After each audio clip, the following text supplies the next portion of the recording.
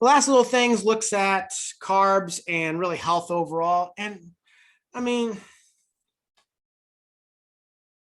are carbs bad? No, God, no, they're not bad at all, right? I think I've hammered that point home. Okay. If you consume a high carb diet, you're going to become overweight. If you consume a high fat diet, overweight. Shockingly, I think 4 years ago, there came a study out that said if you consume a high protein diet, you can become overweight. Shocking newsflash to everybody here, right? If you consume excess calories of anything, what's that going to become? The F word. Right?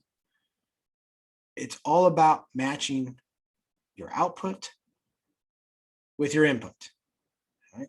How much food are you eating, whether it's carbs, fats, proteins? How much exercise, how much activity do you do? You may not exercise. You may go out and walk.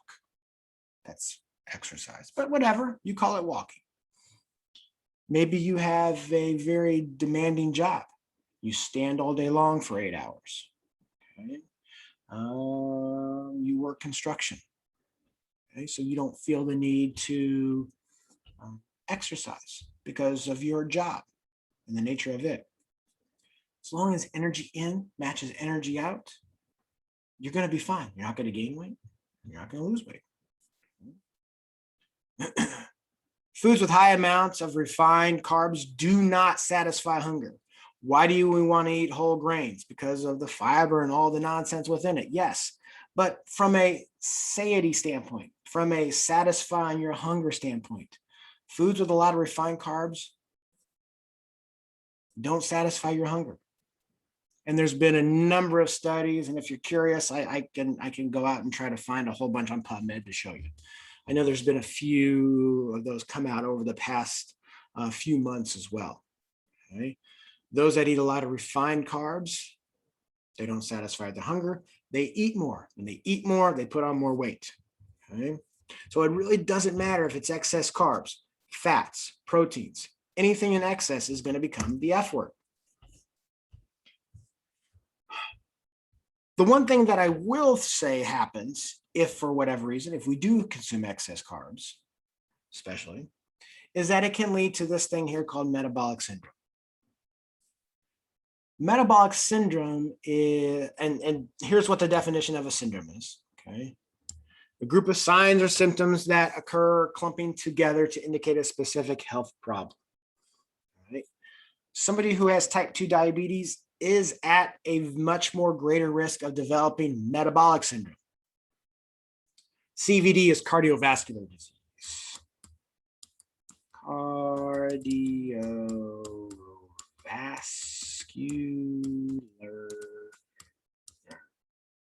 disease.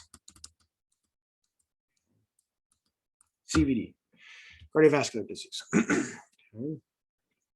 If you have cardiovascular disease, you have a much higher incidence of being diagnosed with metabolic syndrome. If you're a type 1 diabetic and have cardiovascular issues, you got metabolic syndrome. The thing that goes with type 2 diabetes, right? Excess carbs, excess consumption leads to overweight, obesity. So obesity is going to be a factor here. Cardiovascular disease. There's a genetic component, but for the most part, we're going to be looking at it from a dietary standpoint, not the genetic standpoint. When it comes to cardiovascular disease, overconsumption of fats, saturated fats. And that causes lipid deposits within the blood vessels, and that causes a lot more strain on the heart, cardiovascular disease. Okay? So obesity, overweight, obesity is going to be another condition that goes into this metabolic syndrome. So if you have diabetes, cardiovascular disease, overweight / obesity, there's 3 things right there. When it comes to overweight, obesity, we don't just say, 150 pounds or whatever the word is. Okay. we look at large waist size. Okay. Get a cloth, tape measure, wrap it around your waist. Okay. If it's greater than 40 inches for men or greater than 35 inches for women, tick, there's one sign. If you have elevated hypertension, if you have elevated blood pressure, which is called high blood pressure or hypertension, I'm going to put normal here. I forgot to put normal here. 120/80 is your normal blood pressure, okay? Or under 120/80, so 119/79, okay? But 120/80, that's considered normal blood pressure, all right? If you have elevated blood pressure, tick for potential metabolic syndrome. If I go down here, we just looked at the damn thing, okay? High blood sugar levels. There's your three things. If you have these three things, and these things are generally the most easy to remember, wink, wink, and the most common things that individuals are afflicted with, these are signs of metabolic syndrome.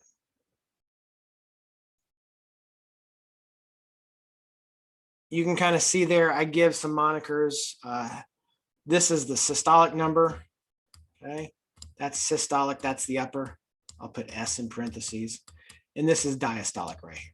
I'll put D in parentheses. Let's say, oh, I have normal blood pressure because I'm on medication. Well, if you're on medication, then tick, okay, because you're not normal.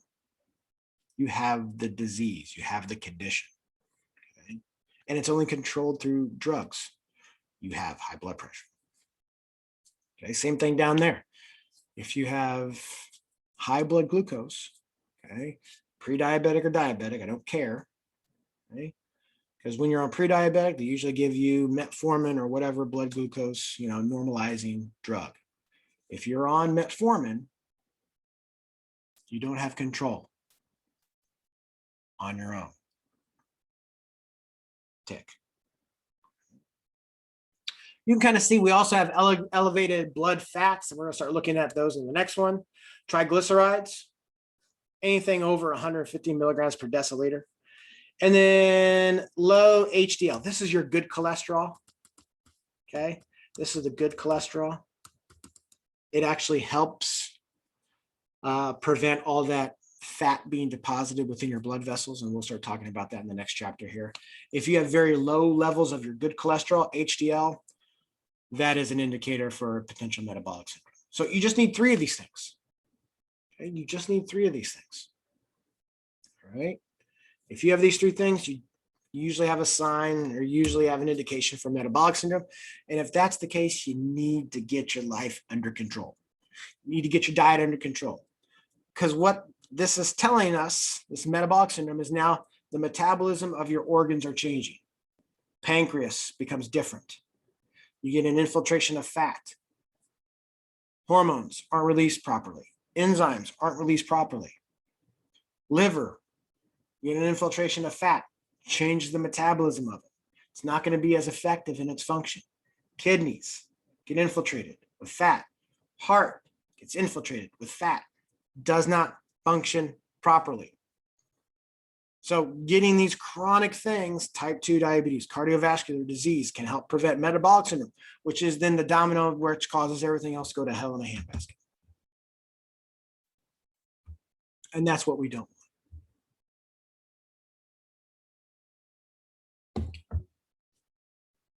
The one thing that high consumption of simple sugars is associated with is dental caries. Okay.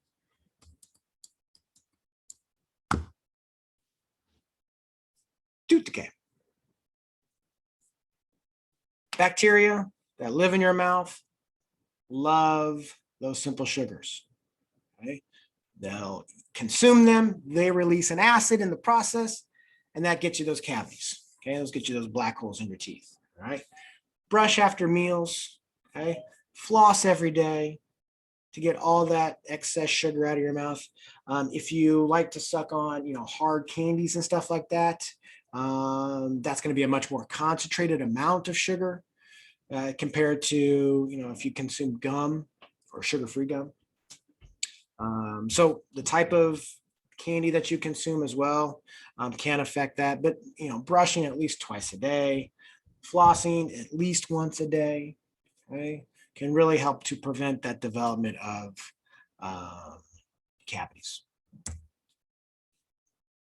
Last thing here, does sugar cause hyperactivity? No, it does not. There are no scientific studies to show that sugar directly causes hyperactivity or attention deficit hyperactivity disorders. Anecdotal? Sure. Okay. Sure. I mean, I can give you anecdotal out the yin yang with my kids. Okay, my youngest one. Okay? He's different when he consumes a lot of sugar. He doesn't listen as well. He is a lot more hyperactive. He's not fun to be around. Loves candy. But I can't let him do that. Okay. So there are no studies to look at a causational relationship when it comes to sugar and hyperactivity.